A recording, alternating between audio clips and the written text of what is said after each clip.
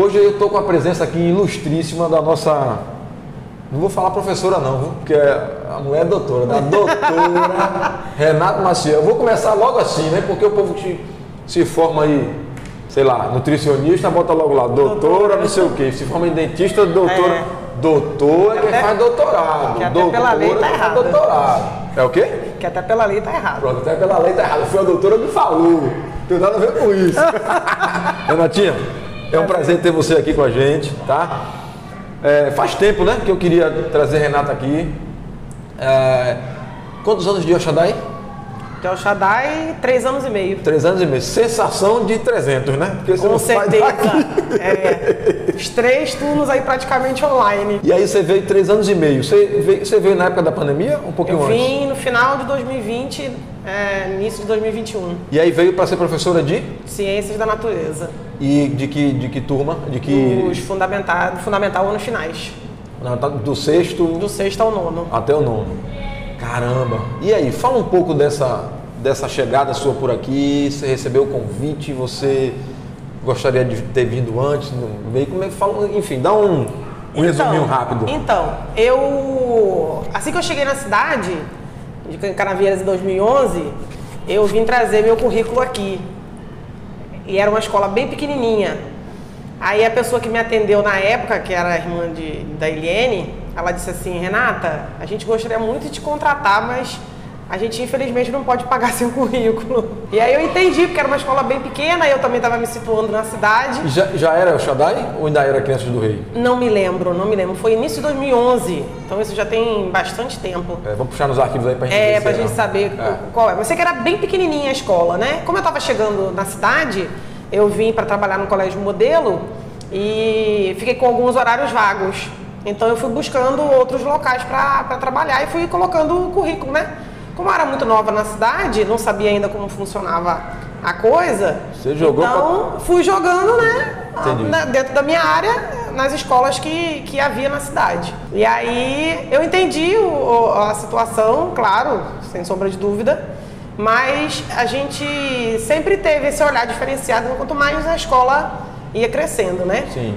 Quando chegou no final de 2020, foi um período muito difícil que a gente passou de pandemia, né? As coisas começaram a se complicar e aí eu falei, não, eu tenho que tentar uma outra situação. Foi quando eu conversei com o Reisla e Reisla falou assim: você tem certeza que você quer vir pra cá? Eu falei assim: eu preciso de um local de segurança. Legal. Aí ela falou assim: então seja bem-vinda. Só que a gente ainda estava naquele processo online. Então quando você entrou já foi online. Já era online. Caramba, era online, não era presencial ainda. Então, e aí assim, você não podia nem fazer as loucuras que você faz, né? Não podia de jeito nenhum. Você curte fazer, né? De jeito nenhum. Inclusive, com 2 aulas dadas de ciências, João me chamou no particular e falou: Renata, eu acho que os meninos estão assustados. Eu falei assim: pode deixar que eu vou mais devagar então. Né? Porque eu venho de um ritmo, talvez estava vindo de um ritmo de trabalho, e aí muitas das vezes esse jeito assim muito, né? Acaba muitas vezes chocando, né? Que é o jeito que a galera, os alunos são fãs. Hoje eles já estão acostumados, né? Que a galera é fã, né, velho? Mas uma professora, né? Toda tatuada, fala alto, não tem muito filtro, fala pelos cotovelos. Mas isso né? é bom, cara. Mas assim, foi só aquele primeiro impacto assim, eu falei: João, vocês vão saber como é que é meu trabalho, vocês vão conhecer como é e tal. E Reisla dizendo assim: não, deixa ela, porque eu confio no trabalho da Reisla. Eu trabalhei com Reisla há 10 anos, né? Então, eu trabalhei com Reisla desde 2011. Foi quando eu fui, né, trabalhar na outra escola. E Reisla já trabalhava lá. Então, ela já me conhecia, ela já sabia a peça que eu era. Aí tu chegou para dar aula de Ciências da Natureza. Quando finalizou essa questão, graças a Deus, da pandemia, que veio para presencial, ainda foi nessa mesma matéria? Foi nessa mesma matéria. E aí chegou causando, já fazendo aqueles... Já, desse jeito. Fala um trabalho aí, assim, uma parada que você... A gente precisava trabalhar o sistema solar com os meninos, que a gente estava trabalhando. Porque depois do processo da distribuição da ciência da natureza, a gente dividiu química, física e biologia, né? Então isso ficou muito legal porque ficou fácil de trabalhar as questões com os meninos na prática. Então assim, a gente colocava a banana para apodrecer. Se vocês olharem aqui no laboratório, a gente tem vários insetos. A gente tem flor, tem né? uns diodais aí. Por favor, Nós Lucas. temos. Aqui mesmo é o que isso aqui? É um sapo. Um sapo, Como é o nome disso aqui? Cientificamente? É sapien. Sapien. Isso. O Homo sapiens vem do sapo? Não, o sapien, né, no nosso caso, é de sapiência, é de sabedoria. Entendi. É porque ele entra na classificação dos anfíbios. Entendi. E aí, o quanto que o aluno se amarra quando vê essas paradas aqui? Eles amam. Por quê? É o que eles conhecem pelos livros, mas eles têm possibilidade de ver isso na escola. Né, e ver mesmo. Renata, qual é a diferença de você dar uma aula com figuras, certo? Disso aqui, e você conseguir mostrar assim? Totalmente diferente. Já fez alguma aula? Acho que já. De mostrar o bicho vivo? Nós já fizemos isso sim, algumas vezes. Porque é diferentão, né? Para o aluno, né? A gente não costuma fazer isso porque a gente entende que dentro de uma classe, alguns alunos têm dificuldade de trabalhar com os animais vivos. Rola então medinho, a gente tem que se preocupar com isso também. Rola também uns pânicos. Então assim, para acolher todo mundo, a gente prefere que eles estejam assim, nessa condição. Mas já aconteceu. Já que você tocou nesse assunto, deixa eu tocar no assunto aleatório aqui. Por que a mulher tem pânico de barata? Você tem também não? Não, eu tenho só nojo por conta do asco. Quando vê barata! Não. Você consegue me explicar por que a mulher faz isso, velho? Mas tem homem também, já que eu já vi. Eu acho que é muito do indivíduo mesmo. Não sei, não tem uma coisa científica, não. E já teve situação de você, com aluno, de aluno ficar meio que... Nós tivemos um aluno aqui que não está mais hoje, que ele tem pavor de inseto. Caramba! E aí, quando a gente começou a trabalhar a taxonomia, porque era, de uma certa forma, a gente é obrigado a trabalhar os insetos por conta da classificação da taxonomia, ele não assistia às aulas, de jeito nenhum. E a gente entendia, porque a gente não pode forçar o aluno, né, a ficar numa condição que ele não está se sentindo agradável. Isso que põe aqui é o que, Renata? Isso é aquele lagartinho que a gente... Não, isso que põe aqui... É álcool. Álcool puro aqui? Algumas vezes a gente coloca iodo, outras vezes a gente coloca uma solução que usa em corpos de defunto. Isso aqui, esse aí é álcool. Ele fica aqui... Fica aí, a gente só tem que trocar porque ele escurece, tá vendo? Sim, aqui já precisa precisando trocar. Aqui tá precisando trocar. Quando abre aqui dá um aromazinho arrumado. Isso, Mas é o cheiro do laboratório. Sim. Você chegar num laboratório e você não sentir um cheiro de iodo, um cheiro de cloreto, você não tá dentro do laboratório. Né? Mas ele começa assim, depois ele vai escurecendo porque vai saindo, né? A solução do corpóreo do animal. E aí você falou do negócio marcante que foi, eu trabalhei com os meninos sobre a divisão, né? Da crosta terrestre e tudo mais. E aí a gente fez uma torta salgada, porque eu precisava apresentar para ele as camadas da terra. E aí uma forma boa, gostosa da gente fazer isso foi confeccionando uma torta salgada. Mostrando as camadas. Aí cada parte da torta salgada a gente deu o nome, né? Manto interno, manto superior, crosta interna, crosta superior. Você consegue mensurar assim em termos de porcentagem quanto o aproveitamento do aluno com um tipo de aula? Eu acho que é 100%. Esse dia, no dia da feira de negócios, o irmão do Ricardinho, Luiz Felipe, ele foi meu aluno pequeno em 2012 e ele atravessou a rua gritando Darth Vader. Darth Vader! E eu já sabia que era eu. E aí eu lembrei da aula, porque eu dei aula lá com eles sobre sexualidade, né, o sistema reprodutor. E aí nós fomos pro laboratório. Era uma bibliotecazinha, né? Que era mais escura. E aí a gente estava falando sobre doenças sexualmente transmissíveis, né? As DSTs e tal. E aí eu tive que mostrar para os meninos alguns tipos de preservativo. E um deles era fluorescente. Pronto, Darth Vader. Aí pronto, ficou o Darth Vader. Então eles gritam no meio da rua, Darth Vader. E a gente já sabe. Então, de uma certa forma, não ficou... Não esquece nunca mais, cara. Né? A Renatinha do Coco também veio por conta de uma aula. Nata, que vem Natinha do Coco. Isso. Entendi. E aí, quando terminou o ano, eles conseguiram um coco, invernizaram, todos eles assinaram no coco e me deram de presente. Agora, eu sei que você é meio que, não sei se viciado, não sei se bitolado em estudar. Sou. Que não é, tipo assim, a sua formação não para só aí nessa questão de... Não. Sua formação, vamos lá. Eu comecei com pedagogia. Pedagogia. Depois de pedagogia, você foi fazer o quê? Letras, português e inglês. Mas aí letras... Porque ela divide, né? Você tem que escolher uma especialização. Então você fez pedagogia, depois você fez letras, português e inglês. Português e inglês. Depois eu fiz mestrado em gestão escolar. Mestrado em gestão escolar. Depois mais o quê? Depois eu fiz doutorado em especificações linguísticas. Especificações linguísticas. Especifique o que é especificação. Então, a especificação linguística, ela estuda a etimologia das palavras. Então, por exemplo, se eu digo, precisa ser feita uma colheita, então eu tenho que saber que colheita, porque a nossa língua brasileira, ela não é uma língua original, ela é uma língua derivada, né? Então nós temos diversas derivações. Então quando eu digo para os meus alunos, use sine qua non. Sine qua non é a mesma coisa que é indispensável, é necessário que seja usado, né? Então, para eles, isso traz uma valorização na escrita. Então, legal. A especificação linguística, ela faz isso. Ela estuda a origem das palavras, de onde ela veio, a sua formação etimológica, para saber... Abajur não é uma palavra nossa, então ela veio derivada de alguma coisa, né? Porque você fala isso porque nossa língua não é uma língua nativa. Não é uma língua original, né? Original. Entendi. E aí você tem doutorado nessa pedra. Por isso que a galera que passa pela tua mão referente à redação para o Enem, a galera sempre bate 980, 1000 por aí. O que você usa nessa, assim, o que você entende que é o seu diferencial para usar nessa, porque acho que é produção textual? Produção textual. Produção textual. É óbvio que tem o seu dom de... Sim. Eu acho que você fala de uma forma muito... Cara, eu não sei nem dizer o quê, mas... a sua explicação ela se torna muito clara. Eu percebo que você simplifica as coisas para que as pessoas entendam isso aí. Mas existe alguma técnica além disso? Eu acho que é desmistificar a coisa.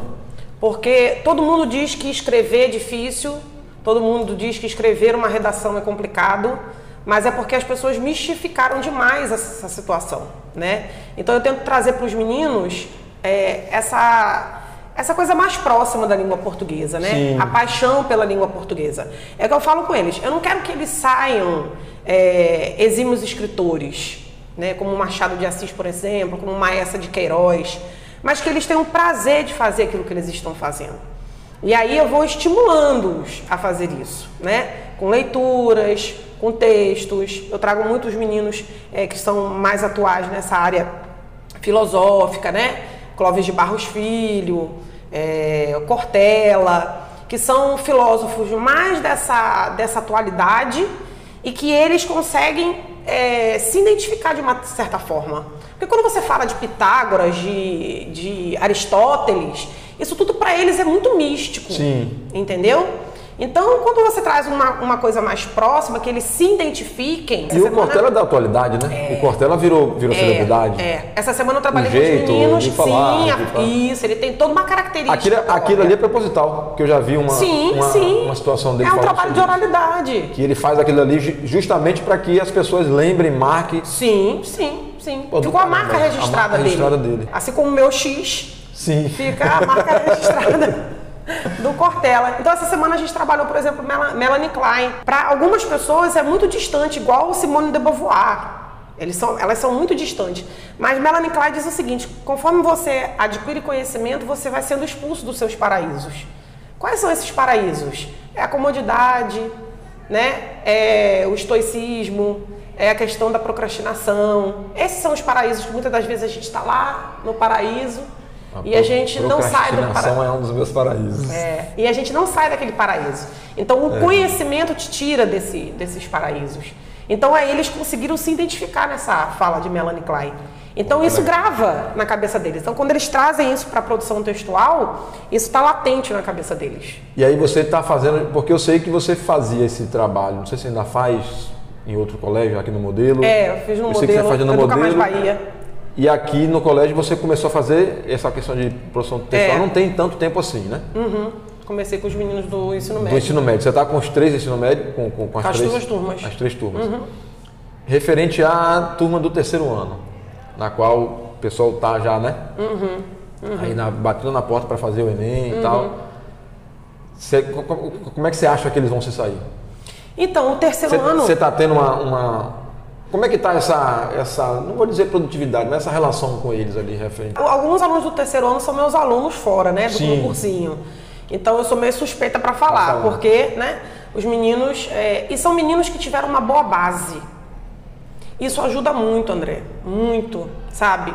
Uma boa educação infantil, um bom ensino fundamental. A educação de base, eu vejo que muitas vezes, independente do governo, que eu não vou falar aqui, entrar no mérito, mas eu acho que no Brasil se tornou, você ter um diploma universitário, se tornou um prêmio. Sim. Você vê às vezes muita gente, sobretudo a galera que é mais, não vou dizer humilde, porque humilde tem nada a ver com falta de grana. Sim, sim. Mas minha filha é formada, minha filha tem... Cara, e às vezes você vê pessoal formado, professora formada, escrevendo MIM, parecendo... Sim, sim. Entendeu? Sim. E você percebe que isso aí, de fato, é uma deficiência na educação básica. Na educação básica. Me corrija se eu estiver errado. A educação básica é mais importante do que a educação, do que o terceiro grau, vamos dizer assim? Ela é mais importante. Por que você acha mais importante? Eu já tive alunos de trabalhar em cursinho em 2011, 2012. Eu tive a oportunidade de trabalhar a primeira vez com um cursinho aqui em Canavieiras. Na época, quem me chamou para trabalhar foi o Rickson, que trabalhava aqui no Ministério Público da cidade. Eu tinha 4 aulas na sexta-feira à noite. E eram alunos que iam fazer a prova da Polícia Militar. Com 2 aulas eu chamei o Rickson e falei assim, não temos condições de dar continuidade ao conteúdo programático que a Polícia Militar está exigindo. Porque os meninos não sabem o que é oração, sujeito, predicado, residência nominal. Os meninos não sabem o que é isso. E aí ele falou, então o que a gente pode fazer? E aí nós escolhemos um outro dia da semana e trabalhamos a base. Aí comecei com os meninos, oração subordinada, sujeito simples, sujeito composto. O tempo que se perde numa situação de que... Então, assim, eram meninos que já tinham terminado o ensino médio, entende? Mas que não estavam preparados para fazer uma prova da polícia. O que foi muito bom é que o curso rendeu aí umas 4 ou 5 aprovações. Sim, né? sim. Mas a gente teve muito trabalho, muito trabalho. Você já tem, provavelmente, se não tem há pouco tempo, você já teve experiência com o ensino médio público. Sim. E aí vai entrar num assunto meio delicado aqui, mas que é necessário de falar. Qual é a distância de quem está no ensino médio, por exemplo, de um colégio daqui, do Colégio Shaddai, que tem uma base educacional muito interessante, e de quem está no ensino médio, independente de onde seja aqui ou acolá, mas que infelizmente passou pela educação básica do governo? É uma distância muito, muito longa, muito longa. Inclusive, ano passado nós trabalhamos com o Educa Mais Bahia, e levamos naquela semana nós trabalhamos o assunto sobre cotas, né, que é um assunto muito delicado de se trabalhar.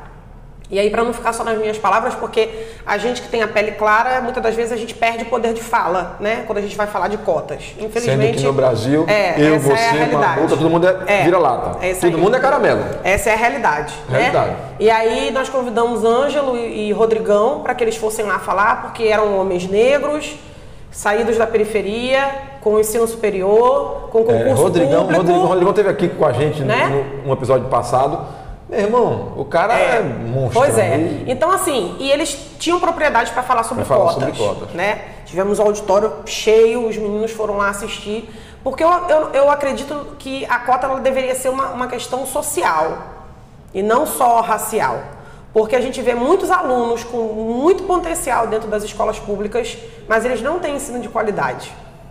Até existem muitos profissionais qualificadíssimos, mas a educação está muito desgastada. O sistema trava, né? O sistema é complicado, né? Eu não posso falar dos profissionais porque... Não, claro. Né, eu conheço... claro que existe até porque toda uma exceção, para passar numa prova, para você ser funcionário, você professor do Estado, para você passar numa prova não é... Não, e são professores de excelência, Eu vejo mas a estrutura do sistema é complicado. O sistema educacional do país, que de fato é um negócio... muito complicado. Tá falando que é ruim aqui, chovendo molhado. Isso. Então, realmente, a gente tinha que pensar nessa questão social, porque eles querem passar, eles querem entrar numa universidade, eles querem fazer parte desse dado estatístico, mas, infelizmente, eles não têm condições. Quer dizer, esse investimento mesmo, esse trabalho sério, devia ser feito na educação básica, né? Porque com certeza. Formação ali. Com certeza, a educação básica. Agora, Não vou entrar em política, não quero entrar em política, mas eu acho que isso é proposital. Sim, de uma certa forma, a gente trabalha com manipulação. E aí o que acontece? Tem que vir para a escola particular. Não adianta. Inclusive, ontem eu passei uma experiência com o segundo ano e eles são muito participativos. Sim. E eu trabalhei com eles ontem em tipos de introdução. E aí os 2 horários passaram assim, voando. E uma das meninas reclamou que tinha muita coisa para copiar. E aí um dos alunos levantou em defesa da disciplina. Você tinha que estar agradecendo que nós estamos passando por isso aqui agora, antes de irmos para o 3º ano. Caramba. Porque isso aí, ó, tem muita gente que precisa e não tem oportunidade. Então para de reclamar, copia e aproveita o que ela tem para dizer. Aí eu fiquei quietinha na minha, não falei nada. Amarradona, né? Deixa estar. Pô, que legal, Renata, que legal. Renata, Enem se aproximando. E uma das suas, eu acho que a maior especialidade sua é a questão da produção textual. Que, no caso, a que você fez o doutorado. Como é que você vai agir com esses meninos aqui? Qual o diferencial do Colégio El Shaddai? Qual o resultado que você garante? O resultado, posso dizer assim? Não, porque não depende de você. Depende do aluno, depende do aluno. Depende do aluno. Mas eu, como profissional, eu garanto. Ele só não vai fazer uma boa redação se ele for... ele não treinar e não quiser. Né, meu irmão? Com certeza. Enfim. E como é que você vai, como é que você pretende trabalhar especificamente nos últimos 6 meses, sei lá? Como eu disse no início, a gente precisa fazer com que os alunos entendam essa coisa mística que tem por trás do assunto de produção textual, né? Primeiro porque ele já tem essa carga do INEP, né, da CESP, que é uma banca muito difícil. O INEP significa o quê? O INEP é quem comanda a CESP, certo. Né? É o órgão que fica por trás das bancas organizadoras. Certo. E a CESP é a banca responsável por fazer o Enem. Certo. Inclusive, eu sou ledora e transcritora da CESP registrada. Para variar. Desde 2011 pela CESP. Entendi. Então, por exemplo, um aluno que tem deficiência motora, deficiência visual, ele quando faz a inscrição, ele seleciona lá a deficiência dele e aí a CESP ela procura dentro da região um profissional que é cadastrado e qualificado para ser o ledor e transcritor. Entendi. Aí a gente faz a prova com o aluno, né? A gente transcreve a prova dele, lê a prova dele. Então, a gente já está nessa correria aí com a CESP já desde 2011. Então, é trazer essa coisa, normalizar a redação, sabe? E fazer com que eles entendam que se eles não se dedicarem, a coisa não vai funcionar. E não é bicho de 7 cabeças? Não, não é bicho de 7 cabeças. É treino. Porque existe um medo da galera sobre redação, né? Sim, redação, existe. redação. Sabe por quê? Porque a galera ela não lê, ela não busca a informação correta. Ela quer viver de rede social. Ela não quer parar para ler um livro. É só o recorte, né? Isso, rede social é muito isso, né? Isso. É a pílula. Inclusive, eu tenho um caso de uma aluna que ela trabalha com recortes e foi a forma como ela escolheu. Hoje ela já trabalha bem melhor esses recortes, Sim. mas foi a forma como ela se identificou para trabalhar. Sim. Mas no início ela usou um recorte de Zygmunt Bauman e ela colocou como se fosse a fala do William Bonner. Não. Eu quase que eu caí da cadeira. Porque eu falei para ela, o que é isso aqui? Ela, não, eu usei a fala, mas eu utilizei um outro autor. Eu falei, não, você não pode fazer isso. Não é assim que funciona. Então, assim, existem fórmulas para que se escreva uma boa dissertação, para que se escreva um texto dissertativo argumentativo. Nós temos redações, esqueleto, né? Nós temos métodos para você aprender a escrever uma redação com qualidade, né? De 30 linhas, padronizada. Mas nada disso vale se o aluno não lê, se o aluno não treinar. Um aluno que está chegando, que está no 3º ano, que está chegando aí 6 meses do Enem, ele tem que, no mínimo, ter de produção 2, 3 redações por semana. Senão não vai. Senão não vai. Não vai. A gente pode dar as fórmulas mágicas, a gente pode trazer os autores necessários, mas ele não consegue porque ele não sabe organizar a ideia. E isso é um problema muito grande hoje, né? Com certeza. Porque essa questão de...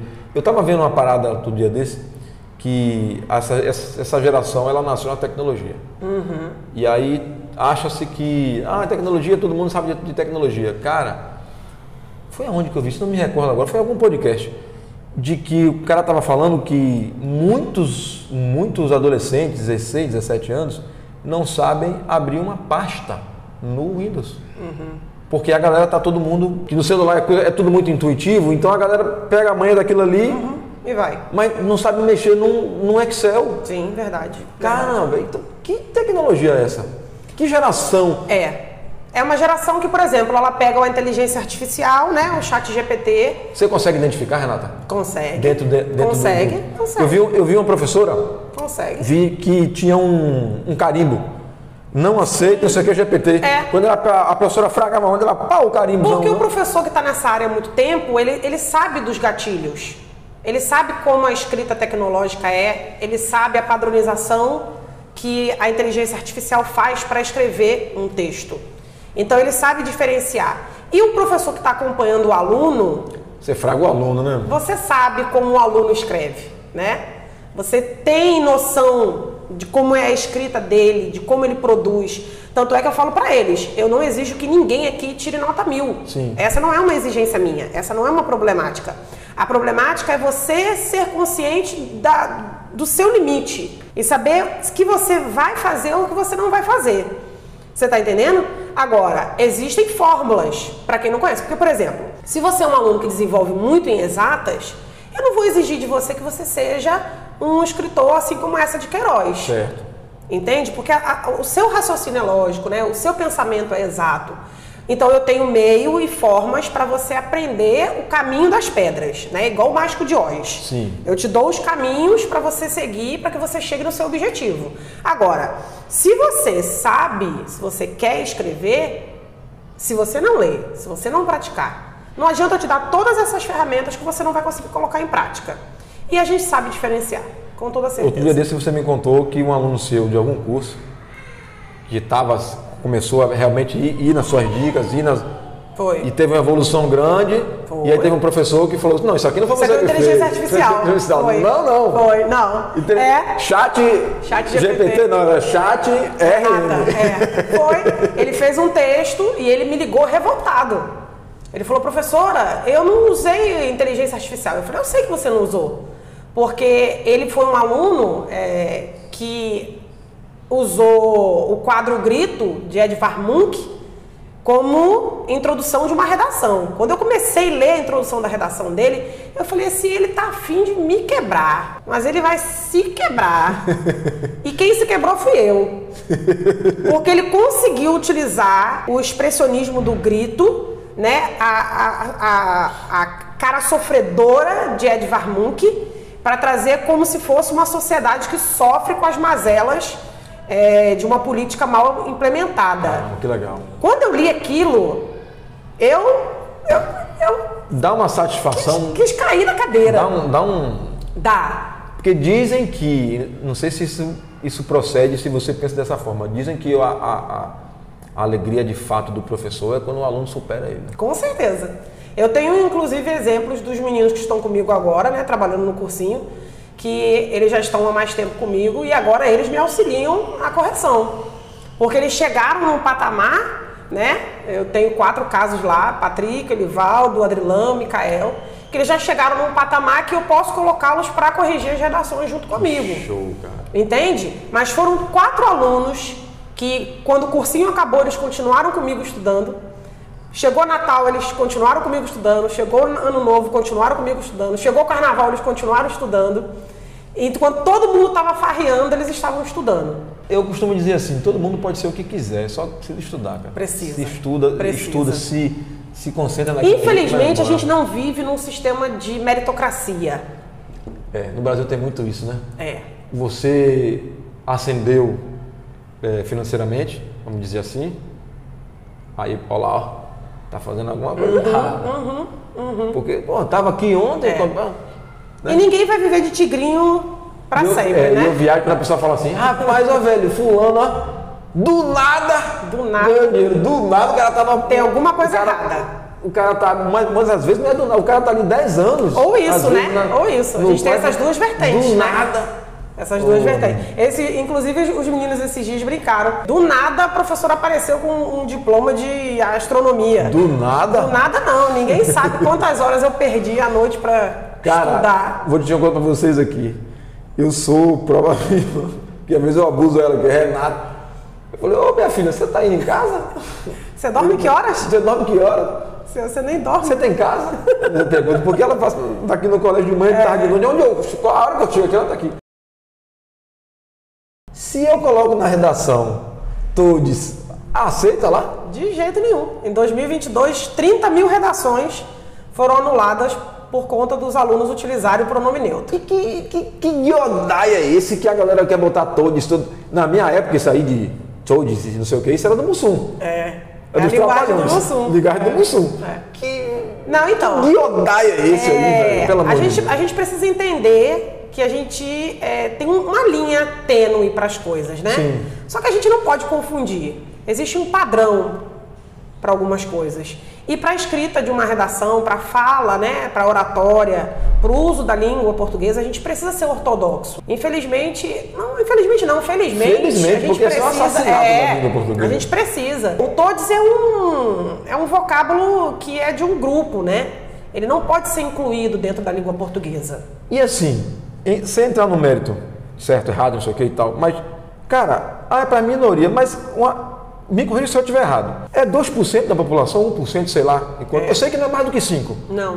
Por que tem as 100% da galera tem que usar uma parada que... sei lá, essa imposição... Vem muito uma questão política social, né? Fazer com que o outro engula goela abaixo aquele posicionamento seu. Até porque as pessoas confundem desrespeitar com discordar. Foi o que eu disse aos meus alunos. Existe um pronome neutro, que é o O da língua portuguesa. Então, todos. Inclui mulheres, homens, gays, transexuais. Quando eu chego numa plateia, boa noite a todos. Todos. Eu incluo a todos. Porque todos vem de é do todos latim, os né? viventes, todos os... De todos de homem. O vem não de homem ser humano. Homem ser humano. Isso, não homem masculino. Homem não homem gênero masculino. Sim. Mas homem de homo sapiens, de homo, da geração homo. E não tem nada a ver com a classe. Quer dizer, então não tem nada a ver com desrespeito a isso ou aquilo, preconceito com isso ou aquilo. E nem podemos. Quem trabalha com educação não pode trabalhar com exclusão. Sim. De forma nenhuma. Isso não quer dizer que na minha sala não vai frequentar um transexual, um homossexual. Isso é problema dele. Não, é uma escolha dele. Agora, problema ou solução, sei lá. Quando ele for escrever, é o que eu falo com os meninos sempre. Essa questão do todes é porque virou modinha. Porque você não vai, dentro de uma redação, você não pode escolher um lado, você tem que ser imparcial. Sim. Então, por exemplo, você é contra a legalização do aborto. Certo. E apareceu lá a redação de 2024 do Enem, foi a política de apoio à legalização do aborto. Você vai falar o quê? Se você não for imparcial. Você precisa ser imparcial. Então, essa questão do todes, né, do gênero, dessas coisas, é uma questão de imparcialidade.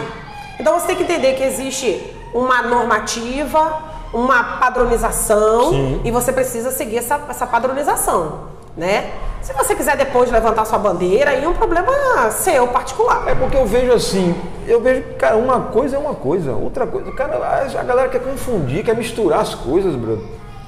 Não tem como, não. É complicado. Para trabalhar essa área de construção de texto, não tem como. Então, na redação do Enem, você que acha que está certo, todos que quer isso, independente de qualquer coisa, não estou entrando no mérito certo, errado, não é isso.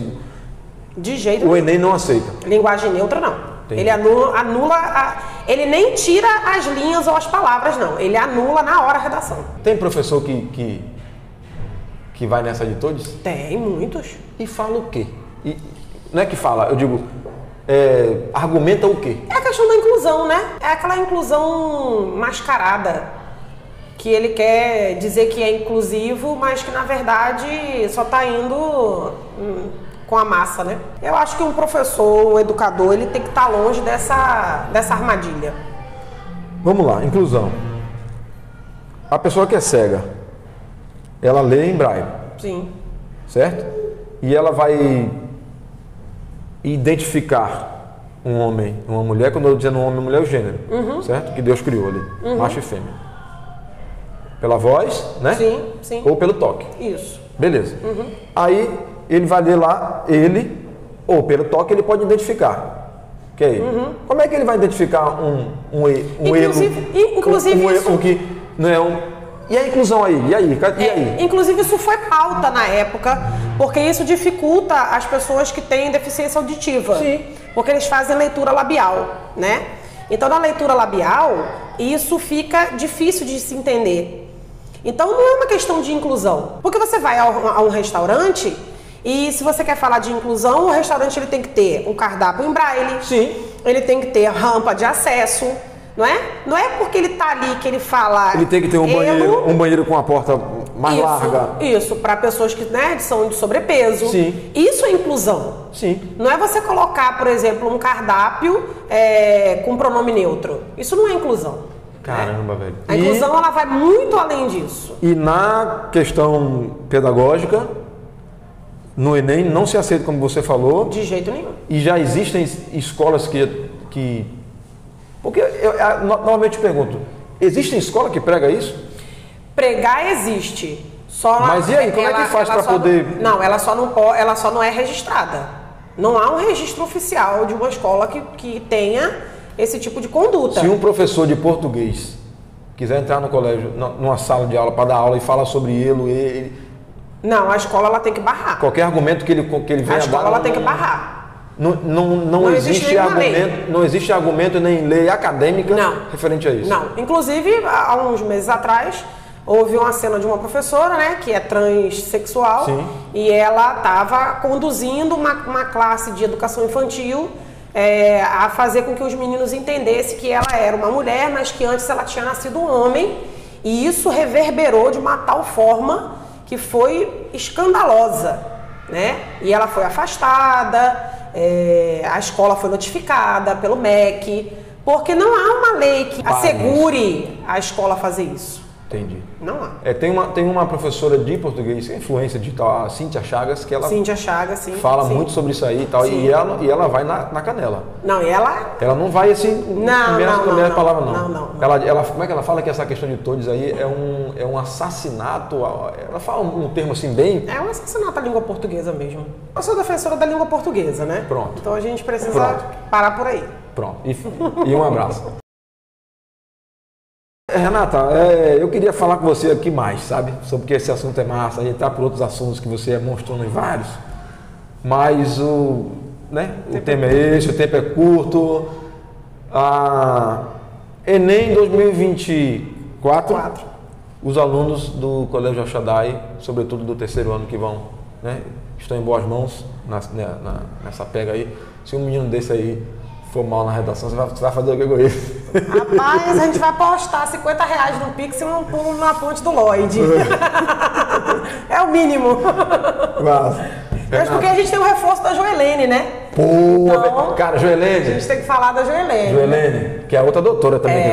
Daqui ela tá reforçando esse time aí da língua portuguesa. Joelene, queremos você aqui, viu? Eu sei que você... Joelene é outra, velho, que ela me tava me falando. A Deane vem com a basezinha lá. A Deane. Depois eu queria até também conversar com a Deane. Tem região que fala vice, sim, não sei o que, das gírias. Sim. E que... Variedade linguística. E que, não, André, não tem o certo ou errado, não sei o que e tal. Ela estava me explicando. Eu falei, como não tem certo ou errado? Não, aí ela foi me explicar tecnicamente da coisa. Eu queria... Rapaz, a gente podia trazer as três aqui de vez qualquer dia desse, não, Lucas? Fazer uma... Não, Manuel, não, muita coisa. Mas vamos trazer a Joelene e a Deane. Você aqui, viu? Renatinha, muito obrigado. Foi um prazer. Foi um prazer mesmo. Foi um prazer estar aqui conversando com você. Espero que você tenha gostado aqui. E outra vez você vai voltar de novo, porque você tem outras especialidades que eu sei. Sim. Tamo junto. Gente, não se esquece de se inscrever no canal. Se você chegou até aqui, você vai escrever aí, a Renatinha do Coco. Renatinha do Coco, se você chegou até aqui. Hashtag Renatinha do Coco, se você chegou até aqui. Tá bom? Um abraço, fique com Deus. El Shaddai TV, se inscreva na El Shaddai TV, aperte o sininho, faça tudo que tem direito aí. Beleza? Tamo junto. Manu, finaliza.